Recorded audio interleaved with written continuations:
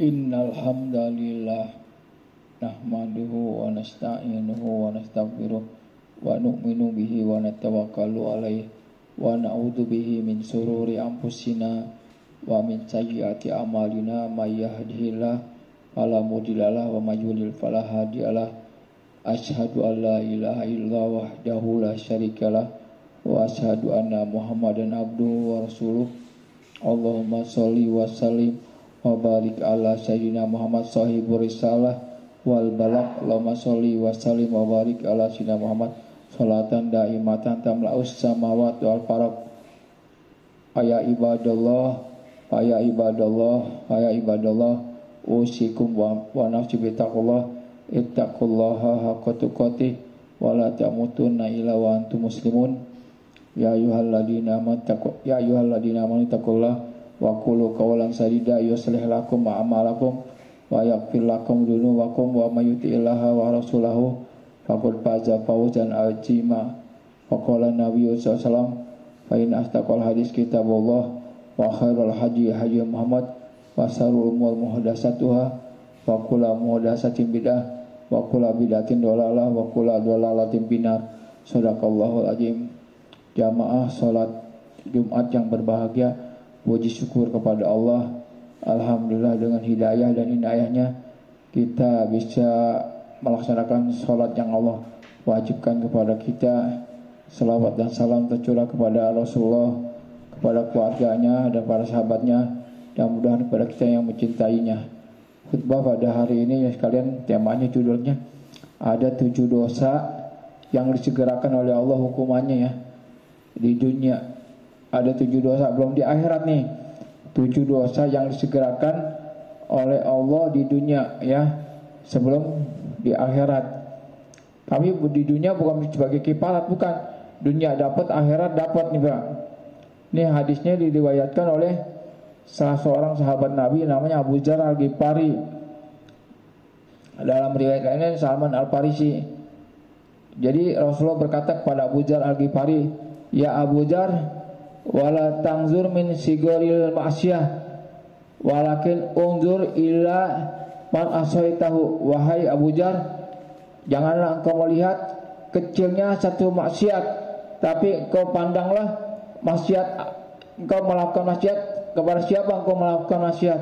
Kita kadang-kadang, maaf begini Pak, kita kalau mau buat maksiat nih, melakukan pelanggaran, kita sering kalkulasi, ini dosa kecil nggak apa-apa lah, saya langgar nggak apa-apa. Tapi kita nggak pernah memandang kepada siapa kita berbuat maksiat ya.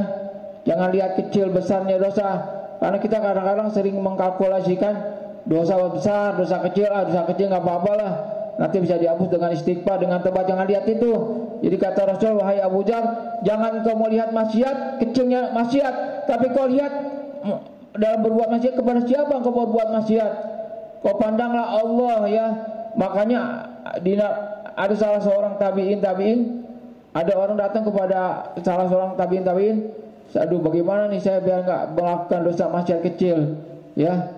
Maka apa kata tabi'in bilang, kalau engkau ingin berbuat maksiat kecil, jangan kau pandang kecilnya maksiat, tapi kau pandanglah dengan siapa engkau berbuat maksiat, di hadapan siapa engkau mau berbuat maksiat. Nah makanya kata Abu Dzar, ada 7 maksiat nih Pak, disegerakan oleh Allah azabnya nih, siksaannya nih Pak ya. Masya Allah, azab ini macam-macam Pak. Azab Allah, siksaan Allah ya. Allah punya tentara yang mudah buat kita mengazabnya.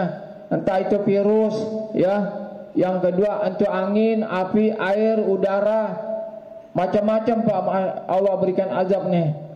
7 sabatun unasun yu'adzibullah azabahu qablal akhirah. Ada 7 manusia nih yang melakukan dosa nih, diazab oleh Allah sebelum di akhirat. Yang pertama adalah syirkun billah, menyekutukan Allah. Makanya hati-hati Pak, jangan sampai kita menyekutukan Allah ya. Kalau orang yang sering menyekutukan Allah, berbuat syirik kepada Allah, dia diazab, disiksa oleh Allah. Makanya syirik itu masuk dosa ismun azim, dosa yang paling besar ya. Inna syirka la zulmun azim. Sesungguhnya syirik itu termasuk dosa yang paling besar. Yang kedua, wa uququl walidain, orang yang durhaka kepada orang tua. Ini diajab, disiksa oleh Allah, segera tuh Pak, nggak ditunda-tunda lagi. Yang ketiga adalah qati'ur rahim, orang yang memutuskan silaturahmi, ya, silaturahmi atau silaturahim. Yang keempat adalah az-zina, orang yang melakukan zina, perselingkuhan. Hati-hati nih Pak nih, orang yang melakukan zina nih, ya, apalagi di kita di Indonesia nggak ada hukum pelaku zina, yang nggak dirajam. Hati-hati nih, hukumannya berat ya nanti ya. Yang kelima adalah akakur riba, orang yang sering makan riba, cari rezeki dari riba. Ini hati-hati nih. Satu, ingat nih Pak, ada 7 dosa yang disegerakan oleh Allah azabnya di dunia dan di akhirat ya. Yang pertama syirik, yang kedua durhaka kepada orang tua, yang ketiga adalah memutuskan silaturahim, yang keempat adalah orang yang berzina, yang kelima orang yang makan riba ya. Makanya hati-hati Pak, kita jangan hidup dari riba nih. Yang keenam tarkus sholat, orang yang meninggalkan sholat ya. Sholat sering disia-siakan, dilalaikan, dengar azan dia santai ya. Kadang-kadang sholat sering dikodo, dijamah karena mengenteng-entengkan sholat. Yang ketujuh, ini yang ketujuh Pak, amirul kadhib, pemimpin yang berbohong, pendusta. Hati-hati nih Pak. Makanya hati-hati Pak, kalau kita jadi pemimpin yang berbohong, berdusta apa? Aib-aibnya dibuka oleh Allah Pak ya. Sebelum dia setelah dia pensiun, dia nggak menjabat, itu satu siksaan, hukuman. Hati-hati Pak. Cara Allah menghukum itu macam-macam, tercemar nama kita ya. Jadi saya ulang, jadi kata Abu Dzar, ada 7 dosa yang disegerakan oleh Allah di dunia ya. Jadi kalau kita merasa ada 7 dosa itu Pak, mari kita membaca dengan seperti saya. Ayo kita tobat sebelum kita kembali kepada Allah. Yang pertama, berbuat syirik kepada Allah. Yang kedua, durhaka kepada Allah. Kedua, durhaka kepada orang tua. Yang ketiga, memutuskan silaturahim. Yang keempat adalah orang yang yaitu berzina. Yang kelima adalah orang yang makan riba. Kemudian yang keenam, orang yang meninggalkan sholat. Yang ketujuh adalah pemimpin yang pembohong, pendusta ya, pemimpin yang palsu. Hati-hati Pak, ngeri nih Pak. Yang ngeri kita nih, Masya Allah. Jadi Rasulullah sudah, walaupun Rasulullah wasiat kepada Abu Dzar, ini wasiat buat kita juga Pak. Contoh lagi Pak, syirik kepada Allah. Kalau di zaman sekarang saya yakin Pak, Bapak periksa di rumah-rumah kita mungkin nggak ada patung, nggak ada berhala, tapi syiriknya berubah bentuknya Pak ya. Apa?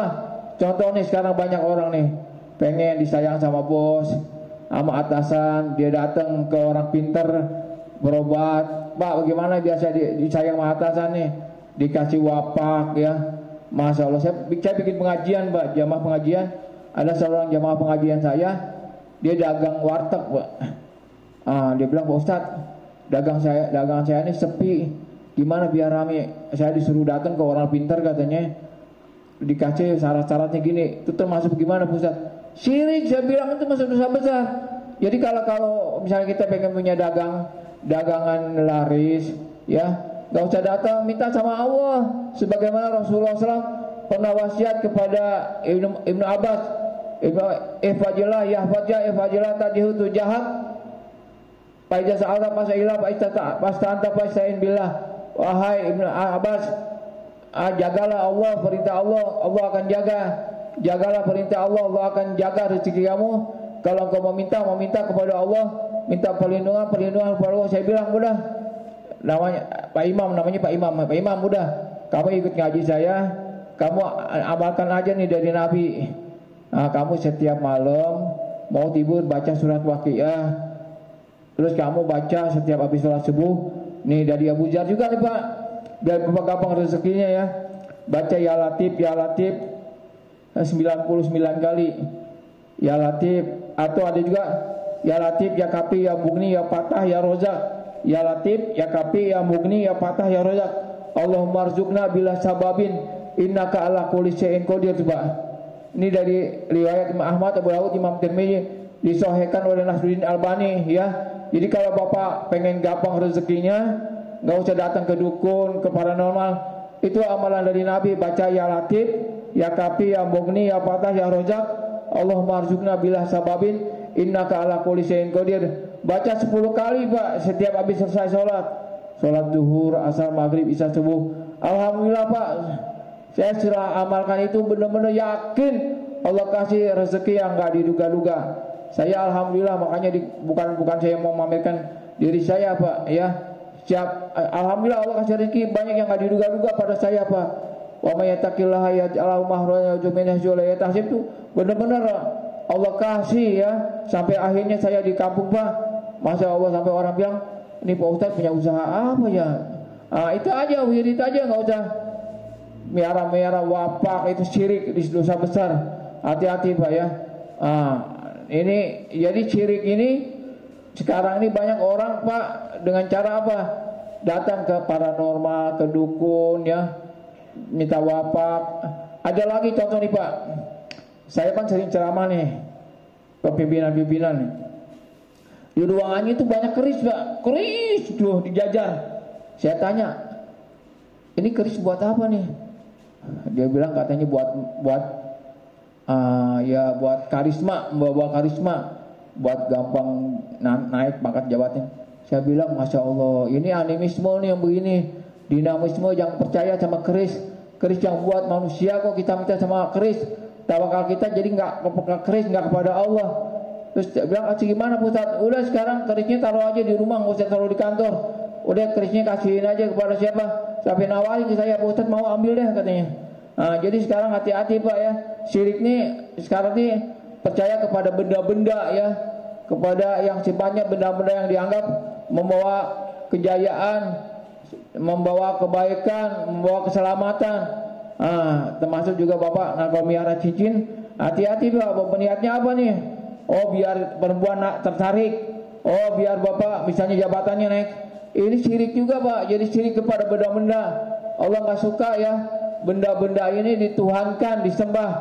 Nggak boleh. Ini kalau dalam ilmu uluhiyah namanya tauhid rububiyah. Ini merusak akidah, keyakinan, bahaya ini Pak.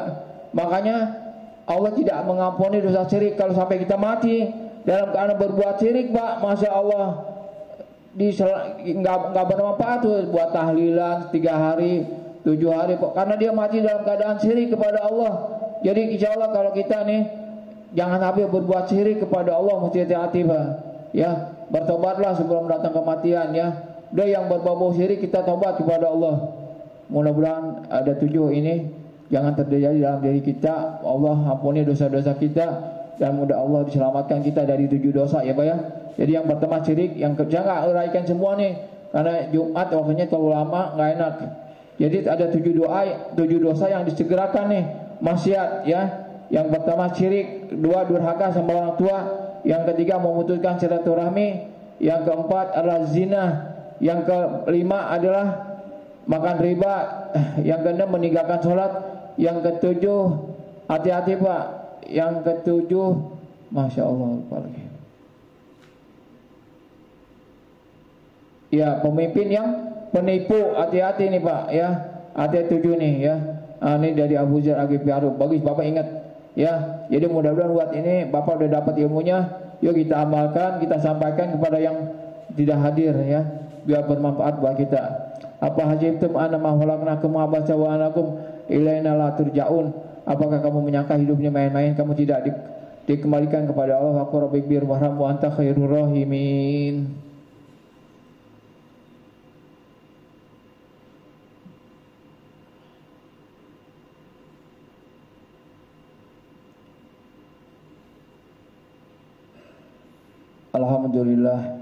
Alhamdulillahilladzi amaruna bil ittihad wal fiqh wa nahana an isyqaq wa nifaq.